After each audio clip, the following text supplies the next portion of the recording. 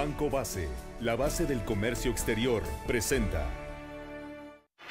Resumen en imagen.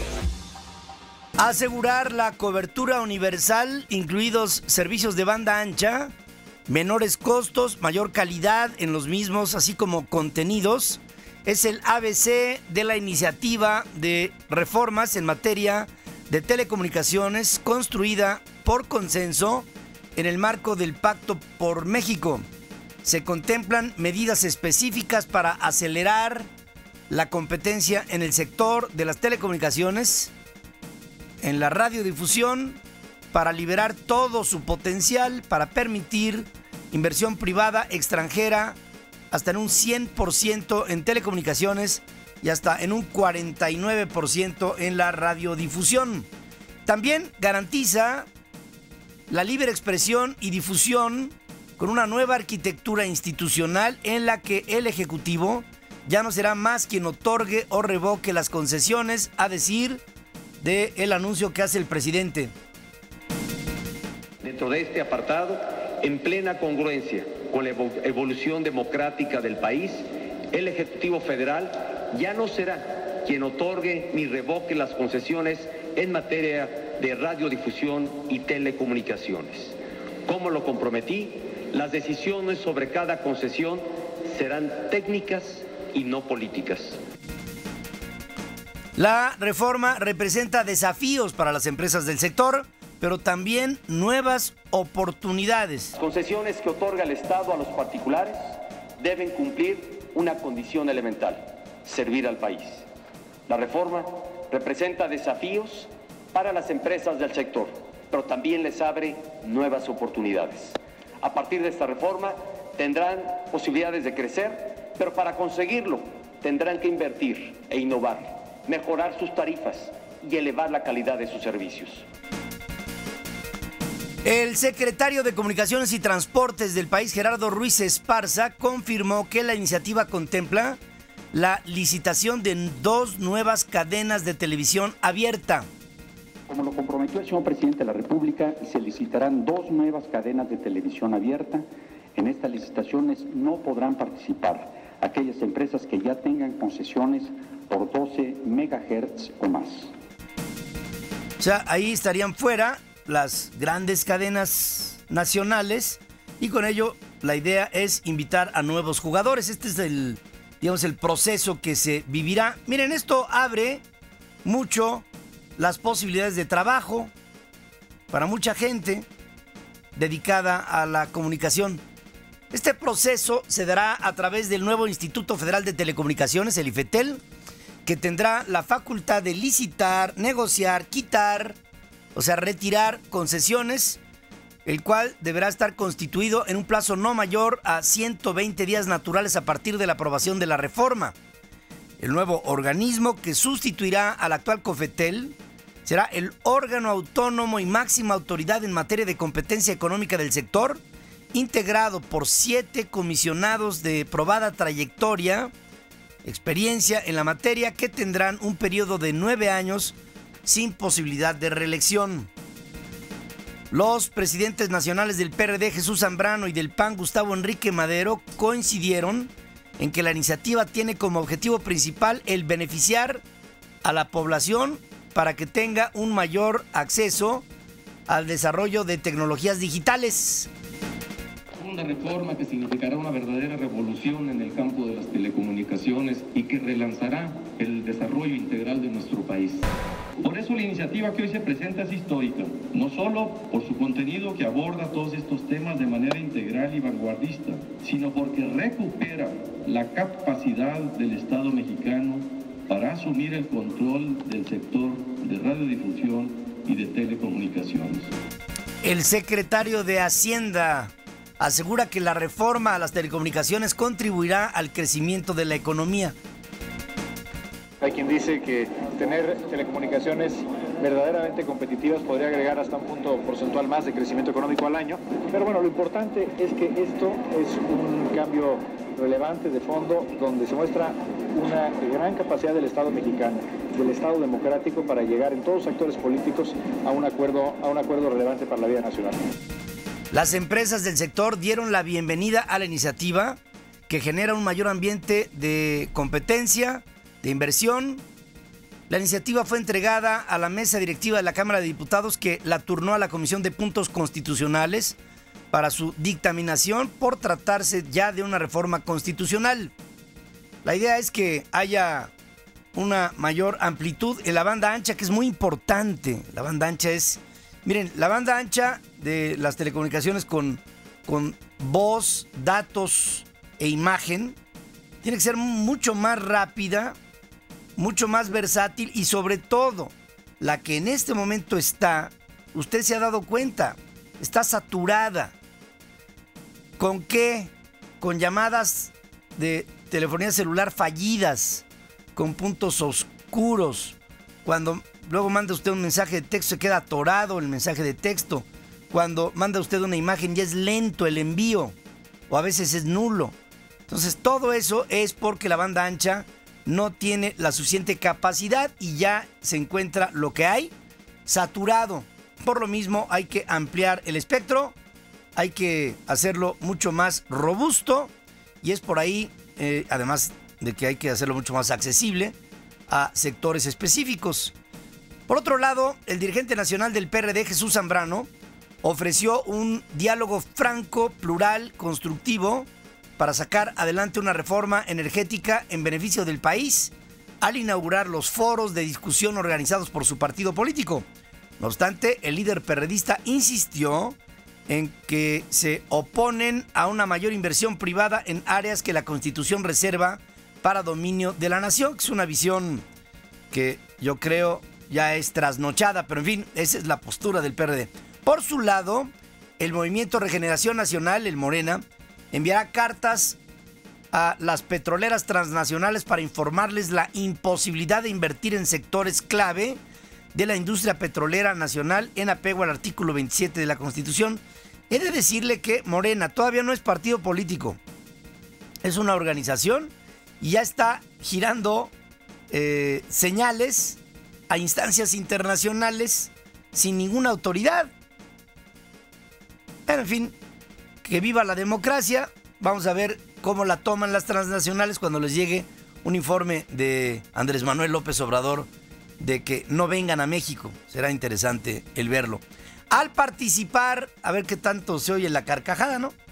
Al participar en la clausura de la reunión de medio año de la Sociedad Interamericana de Prensa, el secretario de Educación reconoció las dificultades que atraviesa la labor periodística en México, por lo que el gobierno realiza esfuerzos a favor de la paz en el país. Cuando se agrede a un periodista, no solo se violan los derechos individuales del afectado, también se violan los derechos colectivos de toda la comunidad. Por todo ello, tenemos que condenar los ataques que en los últimos tiempos han sufrido periodistas y medios de comunicación.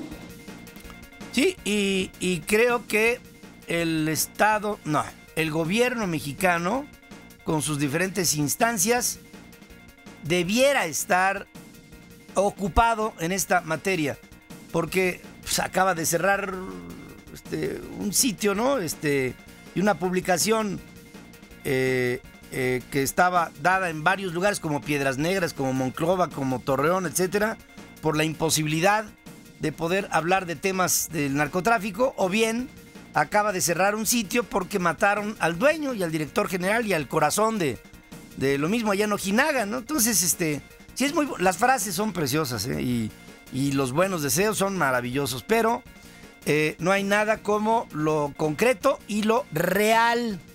La libertad de prensa sigue hackeada por gobiernos autoritarios e intolerantes que multiplican y reinventan su acoso al periodista, señalan parte de las conclusiones de la reunión de la Sociedad Interamericana de Prensa, que reitera su intención de continuar luchando por el libre ejercicio de informar, como lo ha hecho, dice, durante más de 70 años.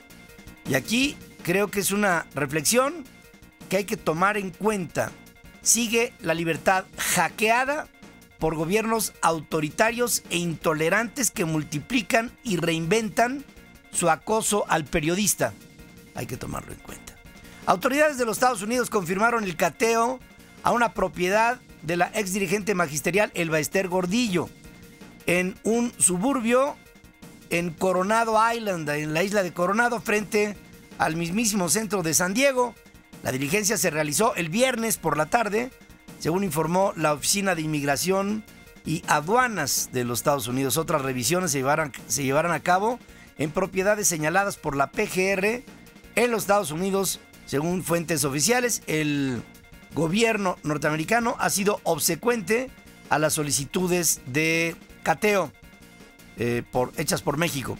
El gobernador de Guerrero enviará a una delegación a la Feria Internacional de Turismo de España para contrarrestar la recomendación del Ministerio del Exterior de ese país a sus ciudadanos para que no visiten Acapulco ante la actividad delincuencial que alcanzó a un grupo de turistas españoles el mes pasado. Ángel Eladio, el gobernador, dice que él incluso considera viajar al evento al frente de una comisión de empresarios turísticos para promover Acapulco, garantizando la seguridad para los visitantes españoles. Por otro lado, el subsecretario de Prevención Social y Participación Ciudadana, Roberto Campa Cifrián, anunció recursos por poco más de casi 150 millones de pesos para programas de reconstrucción del tejido social para Acapulco, Zihuatanejo y Chilpancingo, que son lugares que son focos rojos hoy en Guerrero. La tarde de ayer, 3 hombres fueron acribillados a bordo de un microbús en la zona del Cayaco, ahí en la periferia de Acapulco. En Michoacán resultó asesinado el director de Seguridad Pública de Tirímbaro, Salvador González, quien previamente había sido secuestrado por hombres armados que después abandonaron su cadáver en la comunidad de Cuitzillo el Grande. La Procuraduría de Tamaulipas finalmente confirmó la muerte de un menor de 5 años y de un taxista alcanzados por balas perdidas de los enfrentamientos y bloqueos ocurridos la noche del domingo en la ciudad de Reynosa. La reacción de las fuerzas de seguridad permitió la detención de 7 sujetos involucrados en las balaceras y el aseguramiento de 22 vehículos. En Nuevo Laredo, la policía ministerial capturó a 5 integrantes de una banda de secuestradores responsables de al menos unos 60 asesinatos en la frontera, 60. Otros 17 elementos de la llamada Guardia Comunitaria, estos hombres y mujeres que se organizan para defenderse, en el municipio de Buenavista, Tomatlán, en Michoacán, fueron detenidos por el ejército cuando circulaban armados y encapuchados por una carretera que conduce a Tepalcatepec. Con estos suman 51 ya los detenidos de este grupo armado de supuesta autodefensa que utiliza armas reservadas a las fuerzas de nuestro país, a las Fuerzas Armadas mexicanas.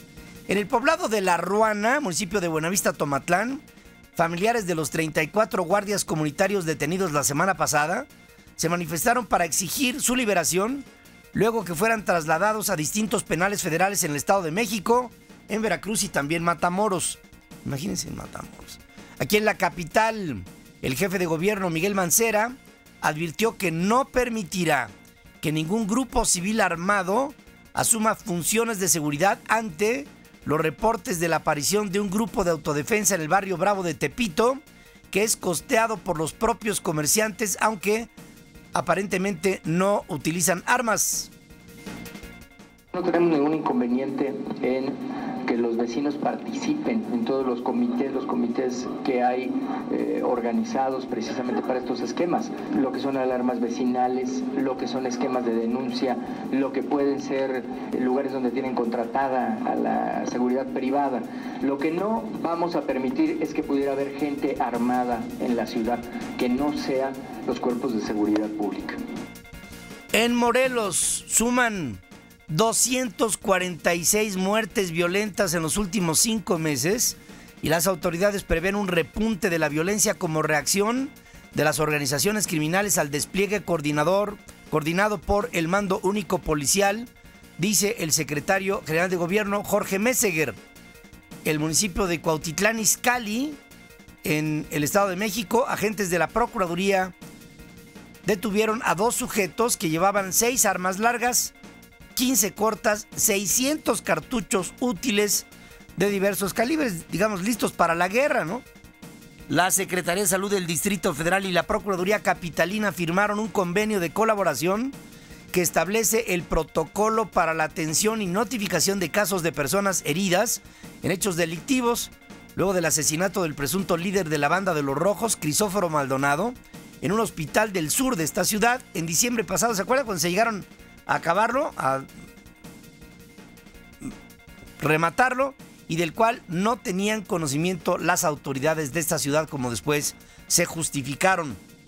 La norma aplica para todos los centros hospitalarios, públicos y privados, consultorios y dispensarios médicos, los cuales tienen un plazo máximo de 90 días para darse por notificados y aplicarla así al pie de la letra. O sea, ya ahogado el niño, vamos a recomponer. Bueno, por lo menos algo se hace. En el ámbito internacional, obviamente lo más importante es hoy lo que está pasando en el Vaticano, en el corazón mismo, en la Meca de la religiosidad católica.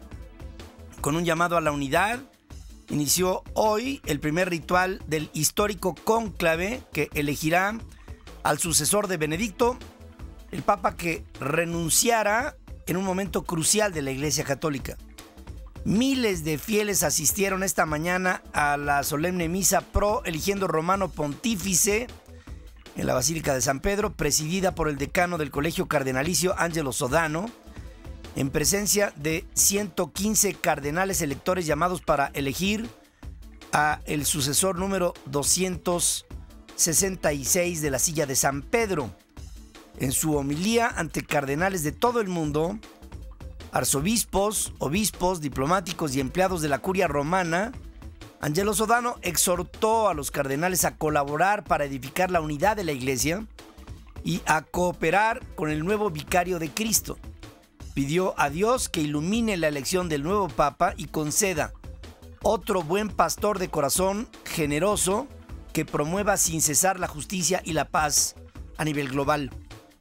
El influyente cardenal, que no participará en el cónclave por tener 85 años, rindió homenaje al luminoso pontificado del ahora Papa emérito Benedicto, generando una estruendosa ovación frente a los presentes. Tras la celebración, los purpurados se retiraron a la residencia de Santa Marta, en donde permanecerán aislados del resto del mundo durante los días que dure el cónclave, con llave quiere decir cónclave, y a cuyas habitaciones, que fueron sorteadas para evitar la formación de grupos afines, ocuparon desde las primeras horas del día de hoy. Hay grupos conservadores, hay grupos modernizadores, hay grupos intermedios, hay, bueno, rupturistas no hay porque si no, no estarían, pero la idea es que hay diferentes corrientes de pensamiento, que eso es lo que quiero resaltarle. A las 4:15 de la tarde, tiempo de Roma, los cardenales se reunirán para una oración, tras la cual se dirigirán en procesión a la Capilla Sixtina, esta mandada a hacer por el Papa Sixto IV en el siglo XV, evocando el Templo de Salomón, pintada por Miguel Ángelo Buonarroti. Esta Capilla Sixtina será otra vez el lugar presencial de un momento importante. Ahí se cantarán letanías antes de entonar el himno Veni Creator Spiritus, que invoca al Espíritu Santo para que les guíe en su decisión.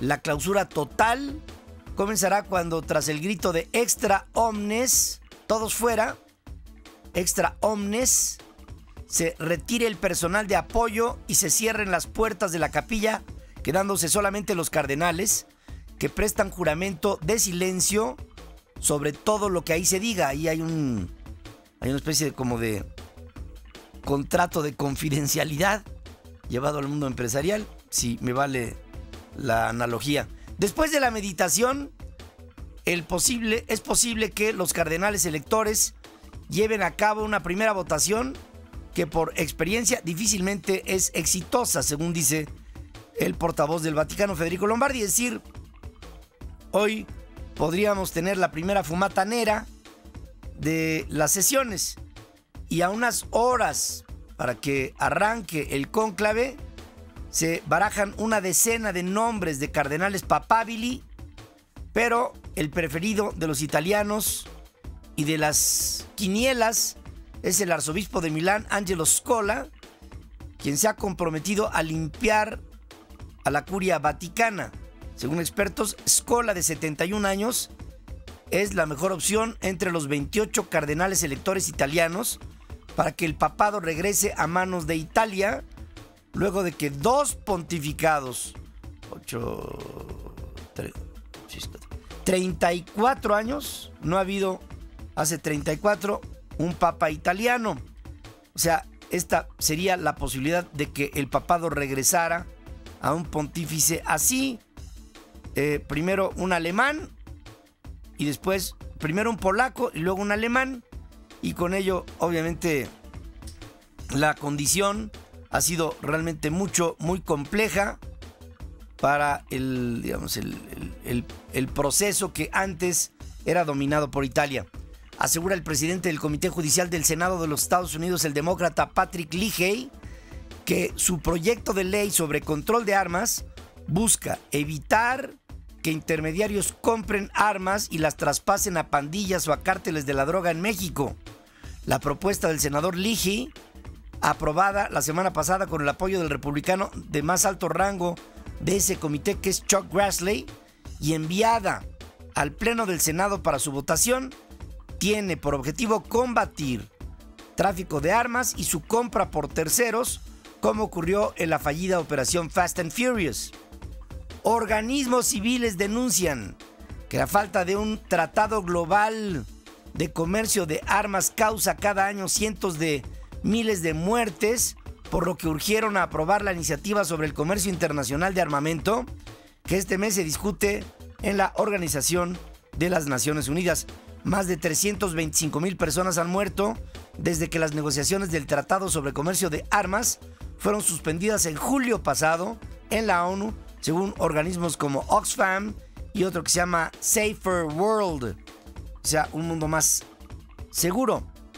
La Casa Blanca se dijo preocupada por el aumento de las tensiones en la península de Corea, luego de las amenazas del régimen norcoreano en respuesta a nuevas sanciones impuestas por el Consejo de Seguridad de la ONU.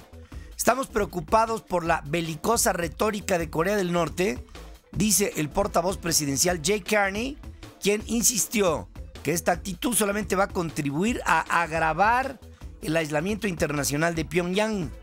El régimen norcoreano canceló el armisticio firmado en 1953 con Corea del Sur, mediante el cual se había puesto fin a las hostilidades entre las dos Coreas iniciadas en el año de 1950. Igualmente, Corea del Norte suspendió todo contacto con el sur después de cortar la línea telefónica para comunicaciones de emergencia entre ambas naciones, y con ello el ambiente no es el mejor. Estados Unidos expulsó a los diplomáticos venezolanos Orlando José Montañez, segundo secretario de la embajada, y Víctor Camacaro, funcionario consular, quienes ya abandonaron Estados Unidos, fueron expulsados. Washington informó el sábado al gobierno de Venezuela sobre esta medida tomada en respuesta a la expulsión de 2 agregados de la embajada de los Estados Unidos en Caracas por parte de autoridades venezolanas la semana pasada, a quienes el presidente encargado Nicolás Maduro acusó de encabezar una presunta conspiración para desestabilizar al gobierno. Este Maduro salió más grueso que Chávez, ¿eh? En tanto, Nicolás Maduro inscribió ante el Consejo Nacional Electoral su candidatura para los comicios del 14 de abril en calidad de hijo de Hugo Chávez, así es como él se califica. No sé, que sepa que no sé, pero en fin, al registrarse como abanderado del Partido Socialista Unido de Venezuela, Nicolás Maduro dijo cumplir con la orden que el propio Chávez le dio en diciembre pasado de representar a la revolución bolivariana en caso de que él no pudiera recuperarse. Oiga. Aquí vengo a cumplir su orden. con el amor más grande que él cultivó en nuestro corazón. No soy Chávez, pero soy su hijo. Y todos juntos, el pueblo, somos Chávez. Ya con esa. Eso de yo soy hijo de Chávez, aparte que suena grotesco, porque suena muy chafa, ¿no? La chafa. No sé si esto se diga así en Venezuela, pero es una forma que tiene como recurso político Nicolás Maduro para ganar las elecciones convocadas, ¿no? Entonces, pues, no está Chávez, pero está su hijo, pues entonces vamos a hacer una dinastía, ¿no? Y es muy primitivo el tema. Mientras el candidato presidencial opositor Enrique Capriles Radonsky reiteró sus cuestionamientos hacia su rival, el presidente encargado Nicolás Maduro, que dijo utiliza la imagen del fallecido presidente solamente para manipular a la opinión pública. Es una lucha no contra una persona, es una lucha contra el Estado. Y te lo diré muchas veces, Nicolás, el problema eres tú. Tú ya llevas 100 días en el gobierno, chico. Agarraste el gobierno y en 100 días metiste 50% de devaluación, un paquete, pues. Y todo lo que has hecho ha sido tratando de esconderte después en la imagen del presidente. Dejen que el presidente descanse en paz. Nevadas excepcionales para la temporada cayeron hoy en el noroeste de Europa, paralizando los transportes, dejando a miles de personas sin electricidad y bloqueando automóviles en las carreteras. Francia, Gran Bretaña, Bélgica, Holanda, Alemania, Luxemburgo son los países más afectados por la tormenta de nieve atípica a 10 días de que inicie la primavera. Nevadas a 10 días de la primavera. El fuerte temporal que azota gran parte de Europa obligó al cierre provisional de uno de los aeropuertos más grandes del mundo, el Am Main, allá en Frankfurt, el tercero más importante de Europa.